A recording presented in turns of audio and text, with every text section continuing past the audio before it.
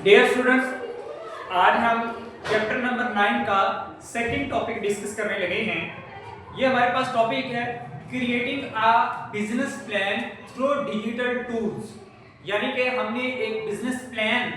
Complete करना है digital tools को इस्तेमाल करते हुए, या हम किसी भी बिजनेस प्लान के अंदर डिजिटल टूल्स को कैसे इन कर सकते हैं, कैसे डिजिटल टूल्स हमें फायदा दे सकते हैं किसी भी बिजनेस को अपग्रेड करने के लिए और किसी भी बिजनेस को मुकम्मल तौर पर चालू करने के लिए। हम इसको जो है, अगर मैं एक बिजनेस प्लान की बात करूं कि बिजनेस प्लान, सबसे पहले हम डेफिनेशन देखेंगे कि आपको ये बिजनेस प्लान की डेफिनेशन भी आ सकती है पेपर के अंदर कि ये बिजनेस प्लान क्या होता है।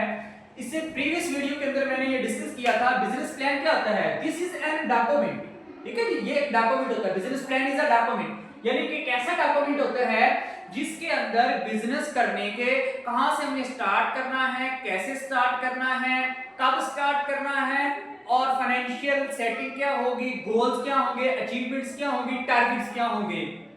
मार्केटिंग, सब कुछ हमने इस डॉक्यूमेंट के अंदर जब लिख देना होता है, that is called the business plan. ये एक ओवरऑल आइडिया होता है जो कि हम ऑफिशियली, या हम मतलब कि उसको हम ये समझ लेते हैं कि एक हमने एग्रीमेंट डॉक्यूमेंट बनाना होता है किसी भी पार्टनर या किसी भी दूसरे बंदे के साथ, जो देखकर हमें किसी भी पर्सन को आइडिया हो जाएगा कि ये बिजनेस प्लान क्या कह रहा है और उसके फ्यूचर जो है वो रिजल्ट्स क्या होंगे। तो this is called the business plan, a document to start a business, या a document for business startup is called the business plan. फिर इस बिजनेस प्लान को बनाने, मतलब कि ये जो बिजनेस प्लान बनता है इसके कुछ जो है वो पार्ट्स हैं, यानी कि ये लाजमी तौर पर चीजें उसके अंदर लिखी होनी चाहिए। There are the 7 important parts in the business plan. सबसे पहले हम कहते हैं एग्जेक्टिव समरी। एग्जेक्टिव समरी के अंदर हमने ओवरऑल डिस्क्रिप्शन करनी होती है कंप्लीट, यानी कि ओवरऑल समरी से हम मुराद ये लेंगे कि हमने जो भी ये 7 चीजें लिखी हैं उन सबको एक समराइज वे के अंदर ये बता देना है। यानी कि अगर कोई इनको, इन सारी चीजों को ना भी रीड करे और ये समरी रीड कर ले तो इनको इन सब चीजों की अंडरस्टैंडिंग जो है वो ऑटोमेटिकली हो जाए। This is the first executive summary जो है वो हमारे पास होती है। सेकंड नंबर पर हमने बिजनेस डिस्क्रिप्शन करनी होती है। यहां पर हमने डिटेल बतानी होती है हर चीज की, यानी कि हमने ये बताना है कि ये बिजनेस की जो है वो हमारे पास मार्केटिंग क्या होगी, ये बिजनेस कौन सी सर्विसेज प्रोवाइड करेगा, ये बिजनेस जो है वो कस्टमर को क्या प्रोवाइड करेगा, ये बिजनेस जो है वो इसकी फाइनेंशियल स्ट्रेटजी क्या होगी, इसकी मार्केटिंग स्ट्रेटजी क्या होगी, इसकी एडवर्टाइजमेंट स्ट्रेटजी क्या होगी, इसके टारगेट्स क्या होंगे। ये कंप्लीट इसके अंदर जो है वो हम इसकी डिस्क्रिप्शन लिखेंगे। फिर उसके बाद सेकंड के अंदर जो है वो हम मार्केट एनालिसिस लिखेंगे, यानी कि ये जो फॉर एग्जांपल हम बिजनेस बना रहे हैं, ये बिजनेस कर रहे हैं, इसकी जो है वो टारगेटेड पीपल कौन से हैं,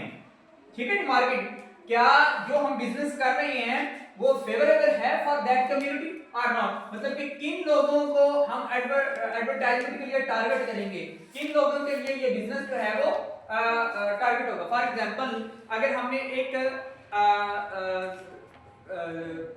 कपड़े की दुकान हमने बनानी है तो हम हमारा सबसे ज्यादा जो है वो टारगेटेड जेंडर कौन होगा, वो फीमेल जेंडर जो है वो हमारा टारगेटेड होगा। और कौन सी, कोई आउट कम्युनिटी नहीं, विद इन द सर्कल, यानी कि उसके जो सर्कल के अंदर जो एरिया होगा उनके फीमेल और उनकी भी जो है वो हम एज कंसीडर करेंगे कि बहुत ज्यादा नहीं, ऑलमोस्ट 20 इयर्स टू 40 या 50 इयर्स के दरमियान जितनी भी फीमेल होगी वो उसका मेन जो है वो टारगेट होगा। इसी तरीके से अगर हमारा कोई मोटरसाइकिल का बिजनेस है तो वो हमारा मेल जेंडर जो है वो उसका सबसे ज्यादा फोकस्ड एरिया होगा। यहां पर जब हम अपने डिजिटल टूल्स इस्तेमाल करेंगे तो उसके अंदर हमने उन लोगों को भेजना होगा जो उस जो है वो एरिया के अंदर मेल होंगे और उनकी एज जो है वो 20 से लेकर 40 या 50 इयर्स के दरमियान में होगी, वो हमारा जो है वो। तो यहाँ पर जो है वो इसके अंदर हम इन चीजों को देखेंगे कि हमारा एक्चुअली टारगेट एरिया कौन सा है। फिर उसके बाद जो हमारी प्रोडक्ट बनेगी वो क्या प्रोवाइड करेगी और कौन सी कस्टमर को कौन सा प्रॉब्लम सॉल्व हो जाएगा उससे। फॉर एग्जांपल एक बेकरी के खुल जाने से क्या होगा कि बहुत सारे बेकरी आइटम्स जो होंगी वो उस कम्युनिटी को जो है वो डिस्ट्रीब्यूट होना या मिलना जो है वो इजीली अवेलेबल हो जाएगी। इसी तरीके से अगर कोई शोरूम ओपन करता है तो इट मींस दैट कि वहां पर मोटरसाइकिल या लेट्स से अगर हम कार का भी शोरूम की बात करते हैं तो विद इन सिटी कार की जो है वो सेल परचेज जो है वो होना शुरू हो जाएगी। सो मतलब कि यहाँ पर हमें लिखना है कि इस बिजनेस के ओपन हो जाने से कौन सी सर्विसेज मिलेगी और ये प्रोडक्ट क्यों जरूरी थी। फिर हम देखेंगे कि हमने उसके सेल्स स्ट्रेटजीज कैसे बढ़ानी है। फॉर एग्जांपल हमारे पास पहले जो है वो कितने लोग आ रहे हैं, अब मजीद कस्टमर को हमने अगर अपने टारगेट करना है तो हम कैसे कर सकते हैं, कौन सी ऑफर्स जो है वो हम यहाँ पर दे सकते हैं। सेल्स स्ट्रेटजी जो है हम बहुत सारी सेल्स स्ट्रेटजी अपनाएंगे जिसके अंदर जो है वो ताकि हमारा कस्टमर जो है वो मजीद बड़े फीडबैक सिस्टम होगा, फीडबैक से मजीद कस्टमर की सेटिस्फेक्शन बढ़ेगी, जैसे कस्टमर सेटिस्फेक्शन बढ़ेगी तो मजीद जो है वो हमारी मार्केटिंग ऑटोमेटिकली हो जाएगी। तो यानी कि अगर हम अपनी प्रोडक्ट को इंप्रूव करते जाएंगे विद टाइम तो उससे जो है वो मार्केटिंग होगी और सेल्स स्ट्रेटजीज के लिए हम डिफरेंट स्ट्रेटजी अपनाएंगे ताकि हमारा कस्टमर जो है वो जितना पहले है उससे ज्यादा हो जाए। फिर इसके बाद फाइनेंशियल प्लान के अंदर हम ये देख सकते हैं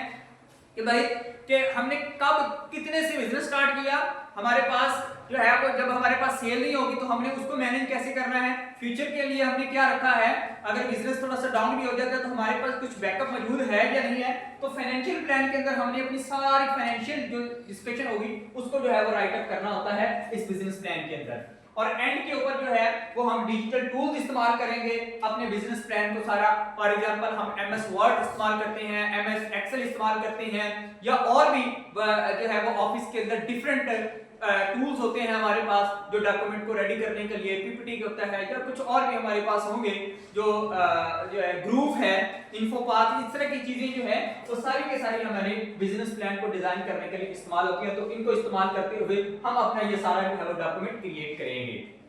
तो ये भी हमारे पास जो है वो की का पार्ट्स हैं एक बिजनेस प्लान के। इसके बाद हम देखते हैं सॉफ्टवेयर और बिजनेस प्लान कि जब हमने बिजनेस प्लान क्योंकि हमने डिजिटली इस्तेमाल करना है तो हमने इन सारे कामों के लिए हमने जो है वो दो सॉफ्टवेयर यहाँ पर आपकी बुक में लिखे हुए हैं, plane Guru and इनलूप। For example अगर आप जो है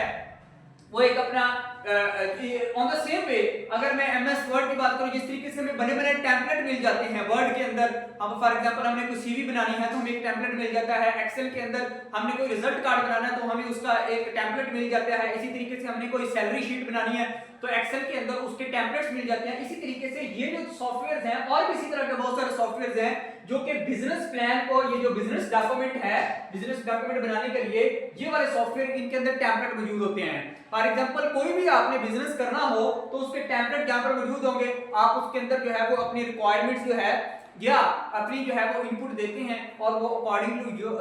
टू योर इनपुट वो आपको मुकम्मल तौर पर बिजनेस प्लान बनाकर दे देता है। यानी कि इससे ये नहीं है कि हमने बहुत ज्यादा इनके ऊपर अपना टाइम वेस्ट करना है, हमारे पास डिजिटल टूल्स होंगे जो कि इस बिजनेस प्लान को बनाने के अंदर हमारी फुल हेल्प कर देंगे। फिर कुछ ऐसे टूल्स होंगे जो टीम वर्क के लिए जरूरी हैं। फॉर एग्जांपल आपकी बुक ने ये एक एग्जांपल दी हुई है कि अगर आपने एक बेकरी स्टोर बनाना है और आप बिजनेस प्लान अच्छे बनाते हैं या आपकी मार्केटिंग स्ट्रेटजी अच्छी है और आपका जो फ्रेंड है उसकी बेकिंग आइटम्स जो हैं वो बड़ी जबरदस्त हैं, यानी कि वो जो समझ लें ऑपरेशनल वर्किंग है उसके अंदर वो अपना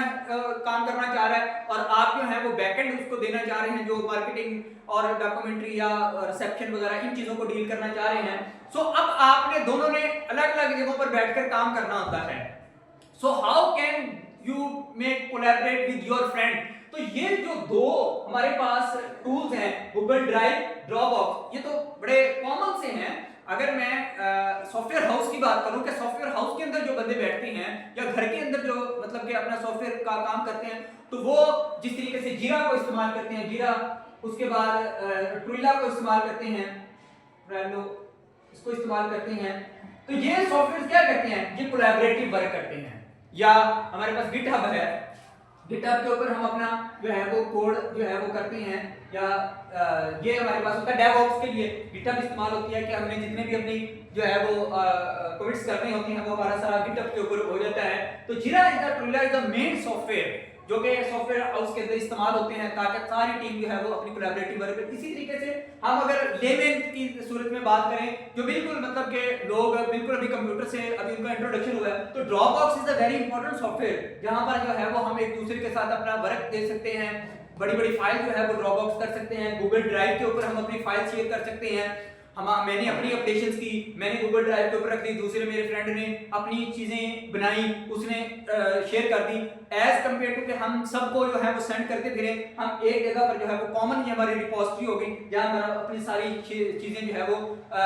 शेयर कर सकते हैं और इस तरीके से टीम जो है वो कोलैबोरेटिव वे के अंदर वर्क कर लेगी। तो ये हमारे पास कोलैबोरेटिव टूल्स हैं, ये हमारे पास सॉफ्टवेयर बिजनेस प्लान टूल्स हैं, और ये हमारा जो है वो बिजनेस डॉक्यूमेंट किस तरीके से बिजनेस प्लान सेटअप होना है उसकी सारी की सारी ये वाली चीजें जो है वो उसके अंदर आती हैं। तो यहाँ पर हमारा टॉपिक जो है ये वाला क्लोज होता है।